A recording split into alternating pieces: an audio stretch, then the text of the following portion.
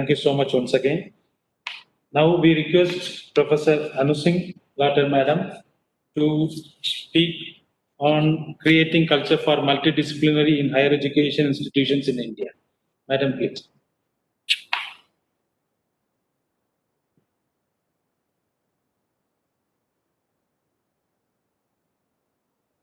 Unmute करिए Anu ji. Good afternoon to everyone. Thank you, Dr. Gopakumar. Thank you, Dr. Vikas Gupta. And thank you, UGC and Ministry of Education for giving me this opportunity. I heard all the panelists before me and I'm so impressed. They all came so prepared. And the takeaway from their lectures, their discussion has been so much for me too. So thanks for being there before me.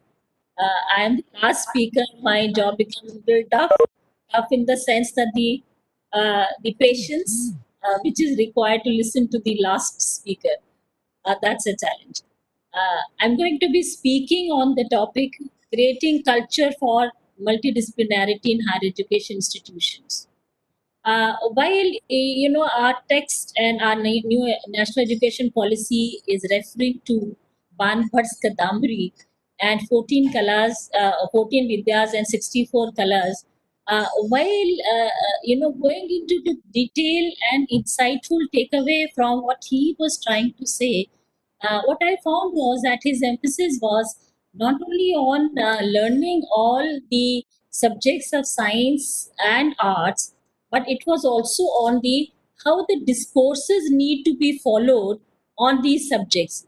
And these discourses meant the debate, the discussion, the engagement, the involvement of the pupil and the teacher. That was far more important. So the delivery part he emphasized far more than anything else in his work. While I can give you an example from the management discipline, which from where I come from, Steve Jobs, the great creator of Apple, and he has so many patents to his credit. He came to India. He came to India to learn the basics of computer applications and computer language. And he did not learn it from any IITs or any big institutions here. He learned it from a very small private school in Lajpat Nagar, and he went back learning so much from the institution, which was a commercial small shop here. He also learned calligraphy, and calligraphy was his hobby. And while he learned calligraphy, he applied that art, which was his hobby, to developing and designing the font size and font design which we have in the computer language today. It's all thanks to the additional kala which he learned, and he utilized it for the language in computer science. Now, while we talk about the challenges in implementation, and I remember in all the discourses we've been talking about how do we implement and how are we going to be implementing all this. I feel that the cultural transformation in the culture of the higher education institutions is going to be one big challenge. The kind of rigidity, the kind of silos we have already created in higher education institution is going to be one big issue for all of us. I come from an institution called Ambedkar University, and Sushma ji rightly said that there are some initiatives in my university on multidisciplinarity, and I see the immense impact of all that work which has come out in terms of the researches and practice-based learning, which my teachers, my researchers are already into. While looking at that, are these initiatives very new to the country? No. There have been institutions which a lot of focus on multidisciplinarity, interdisciplinarity, cross-sectionality in terms of researches and in terms of teaching too. So they have made their own niche and specialization in these areas. But by and large, Indian higher education institutions have been working in silos, lot of isolation, and not accepting and appreciating the work being done in the other fields. So we believe that everything which is happening outside India is probably the best, and anything which is happening in our own country is substandard. I think we need to get out of this mindset. We have lots and lots of good people here in our own country who are doing very good work, but the interconnectedness which is required at some platform, maybe we can create some technology platform through the ministry where all this good work can be shared and taken forward. We do have a Shodh Ganga, we do have other platforms where we are sharing our researches, but I still feel that some university level, college level interventions are very, very important here. I like to give example of three fields, particularly in our country, which did so well, and outside country, which did so well because of the interdisciplinarity and multidisciplinarity they carry in themselves. First example is of psychology. Psychology as a discipline grew immensely due to its openness to others researchers and other fields, and they were so open in terms of evolving themselves uh, from their clinical intervention to medical intervention. They have created a value proposition even in medical sciences. Today, all mental health issues are addressed, are incomplete treatment till the psychologists and clinical psychologists have their own role to play. So you can look at how psychology evolved in terms of human resource training for the corporate sector, early childhood care and education, which has become the preamble for our school education. We see that it has all evolved out of the researches which happen in the areas of psychology. Uh, the forensic researchers and criminal researchers which happened in psychology again have helped in forensic sciences to evolve itself. We are using the polygraphs and narco test, and the interpretation of all this comes from the experts. All the machines are there, but the expertise comes from the psychologists. And how well the different agencies have been working together to reach to the diagnosis of a problem, which is a criminal indeed.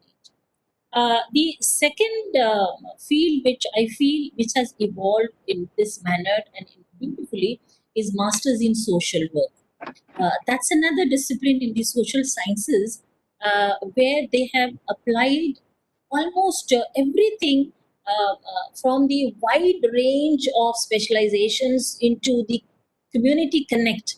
Uh, and it is the befitting example of amalgamation of researchers, teaching, and community connect from everywhere. They have taken it from psychology, they've taken it from sociology, they've taken it from anthropology, they've taken it from medicine, they've taken it from public law, they've taken it from economics. So I find that MSW is another program which has a clear focus on human dignity and quest for social justice, and in their practice, their field practice, they are doing it wonderfully and beautifully. The development practice has evolved as yet another field. I'll also like to give example of some of the specialized areas they have been able to evolve. The community organization is one part, and I like to share that AUD as a university, we have a Department of Development Practice, and our MPhil and PhD students have based they have created their own NGO called Ek Nari Sansthan. और एक नारी संस्थान वो संस्था है when they went to the field in Orissa and Himachal Pradesh, they found that the women who were single women there, they did not have any livelihood for themselves and no family to care for them. So our MPhil students, along with our faculty intervention there, we created this NGO, which is Ek Nari Sansthan. And Ek Nari Sansthan has been, their work has been appreciated by the state government, and they get all the support in terms of the financial support and other support, and they've been working so well, and we help them in reducing the agriculture yield, and their agriculture yield is packaged in a commercial form and sold in Delhi. It's just a beginning for us there. But then that kind of community connect we've been able to develop in our university. I thought this is a platform where I should also share that how beautifully the interconnectedness between various disciplines would actually bring a lot of value proposition to our societies at large. Uh, they also help in livelihood and developing some kind of entrepreneurship for these rural women there. The community counseling and sensitivity training is another field which is emerging field in social work and social sciences, and it has relevance for almost every other science. So, and public health is also been so beautifully merged into this field. So, I am very impressed by some of these disciplines who have evolved themselves on time. I'm giving these examples because these are the success stories even in our own country. And the third field is the field from where I come from, is the management field. And management is another field which is a basket of specialization it carries, from a field like psychology, from commerce, from accountancy, from operations, from statistics, from industry, from mathematics. And it has evolved so beautifully that it has created a lot of job opportunity. All these three different programs have been able to give an assured career to their students, provide employment opportunities, purpose in life, and community connect all put together.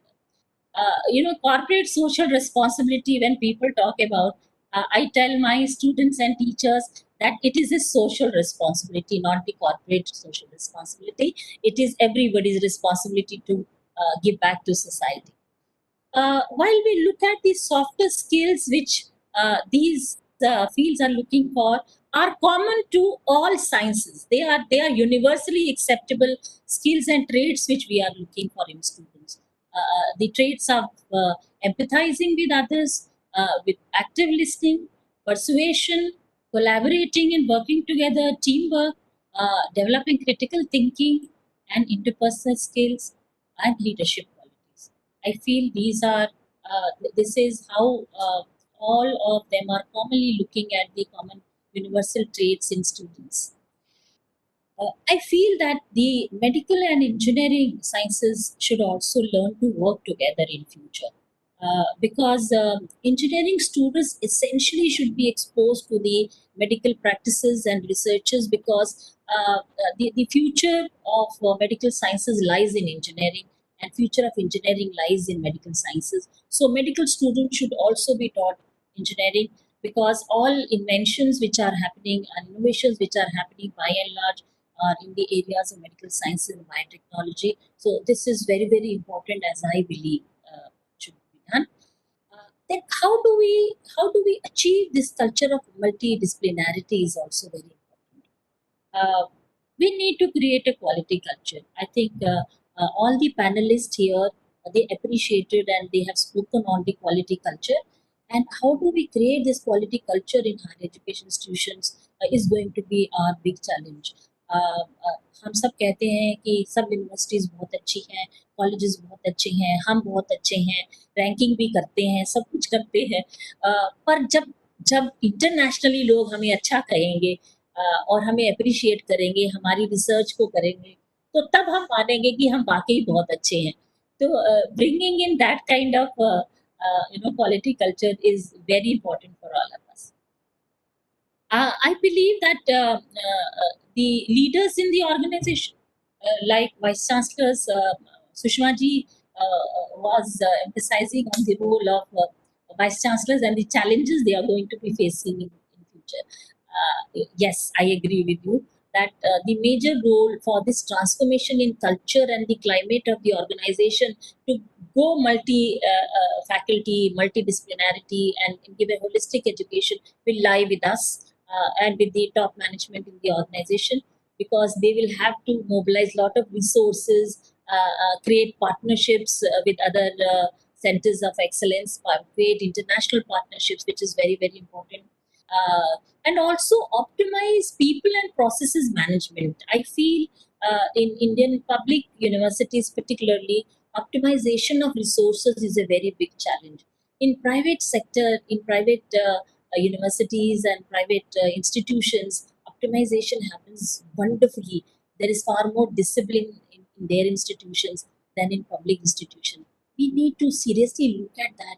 That how do we optimize, maybe by using technology and also sensitizing people towards their sense of responsibility. Speedy decision making for the public institutions is a very big challenge. And we know the reasons. I'm not going to get into that. But I think giving us more autonomy in terms of financial autonomy, academic autonomy, we've always enjoyed.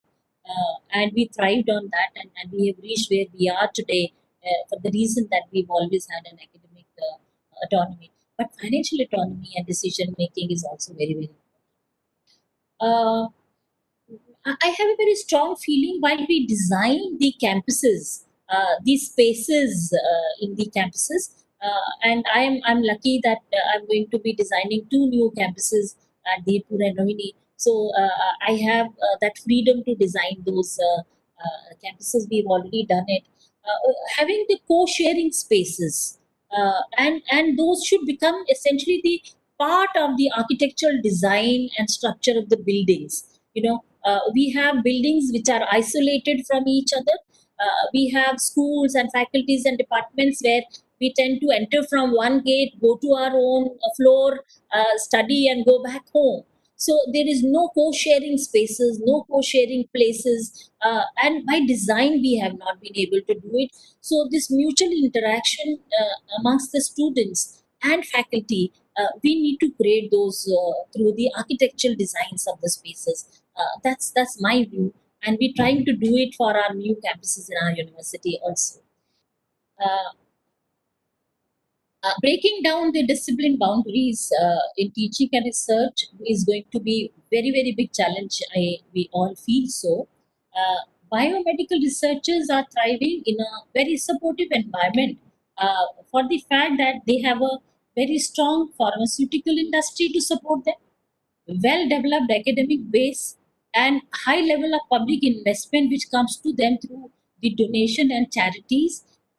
And in corona time, the attempt at vaccine research which we see all around, which is happening, is for the fact that this biotechnology and biosciences have actually come out of their silos. They don't work in isolation. Their connect to all agencies are massive, and we have seen the outcome while the researches are happening here today. Then engaging the teachers is very important issue. While when I say engaging the teachers, it's the mental engagement I am talking about. Teachers do not own the institutions. They may be very happy and satisfied being part of the public institution, because public institutions give a lot of space for you to grow, have freedom of movement, freedom of expression, everything. But the kind of commitment and the sense of pride which must come from the teachers and students and everyone, that's what I feel is far more in universities internationally than in our Indian universities. So engaging the teachers emotionally to the organization is also one of the reasons that we have not been able to deliver the way we should have delivered in the past. So that's where we need to work. Uh, Globalization and internationalization, government and the ministry is already focusing so much on. And during the COVID-19 pandemic, we've seen that cross-functional teams have been working together. The laboratory capacities are shared everywhere. Even in India, it's even in Indian laboratory capacities are shared. Experts in infectious diseases are seeking and reaching out to mathematicians for the mathematical modeling of their work they are doing, and they are seeking help from the economists for formulation of the policy for the coming future. So this is the kind of model, and the pandemic time has actually taught us how the future of education is going to be. Technology has been accepted so widely and so well, and people and teachers who were very conventional, who were not IT savvy, have all learned to be IT savvy. That's the best part which has happened in the country. There are few strategies to bring focus on the emerging areas of study which I feel, and I jotted them down. I would like to share with all of you on that. This is providing a large number of choices to students, and to implement the total flexibility in the curriculum, which will lead to major and minor specializations as decided by students, and this should be very liberally be offered to students as in the basket of courses. For example, a student can do a major specialization in electrical engineer and minor in economics, or may can do a major in economics and minor in electrical engineering course which interests him. Although this is a very loud thinking, but I think this is how we are looking at the future of education. Then introducing programs with major and minor specialization in important areas such as medical science and engineering, data sciences, artificial intelligence, mechatronics and robotics, energy sciences, water technology, waste to wealth management, food sciences, intelligent transport systems, Internet of Things, vehicle propulsion and control, cognitive sciences, fashion technology, mobile communication, big data analytics, machine learning, blockchain, cloud computing, and many, many more. Then also integrating the management, social work, art and humanities, social sciences, defense technologies, cyber security, smart cities, policy research, strategic planning, entrepreneurship development, financial management, sustainable technologies, cyber laws in undergraduate programs particularly. Then the fundamental and core and elective courses on yoga, on music, on theater, on sports, on languages, literature as part of the undergraduate curriculum. Literature is just missing in the engineering, science and engineering, and also in other social sciences disciplines. Then introducing flexible curriculum structures that will enable create combinations of disciplines for study and would offer different exit points. We've already discussed that there are going to be multiple entry and exit points, but operationalizing them is going to be one big challenge for us. Then the courses on value-based education, such as professional ethics and human value, environment and society, emotional intelligence, soft skills, critical thinking, higher order thinking capacities, communication skills for both the undergraduate and postgraduate curriculum. Then establishing the languages, that is foreign languages and local language department, equipped with the language labs particularly in all higher education institutions. Maybe we can give the certificates or diplomas for the same. That will make a lot of sense for them. The courses offered to postgrad students to achieve elective courses in undergraduate students, so that there is a continuity from undergraduate to the postgraduate integrated programs. Then providing the opportunities for internships with the local and the global industry, working with the business houses, with the artists and the crafts, and the people who are coming from the art background and aesthetic background, they can also do internships there.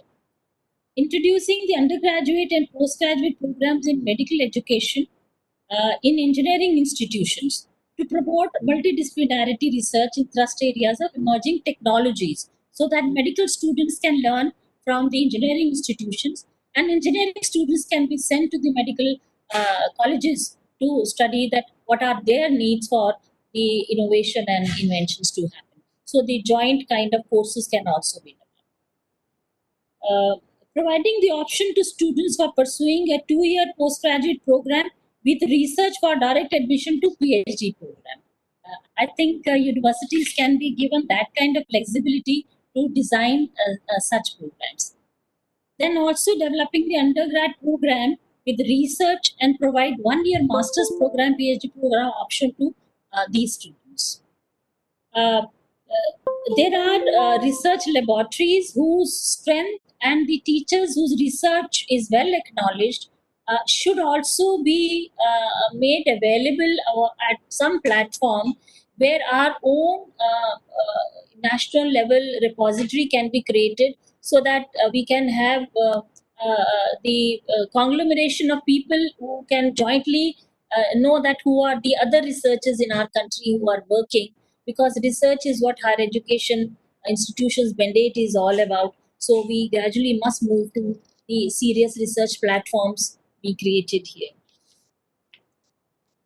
In fact, vocational education has already been given a lot of focus, and integration of vocational education into professional education is also important. I feel that if a BVOC degree, an MVOC degree is recognized by all other agencies in the country, that's going to give them a lot of opportunity to grow. For example, BVOC is not a recognized, MVOC is not a recognized degree for appearing in UPSC and other competitive examinations. So we need to create that opportunity for them.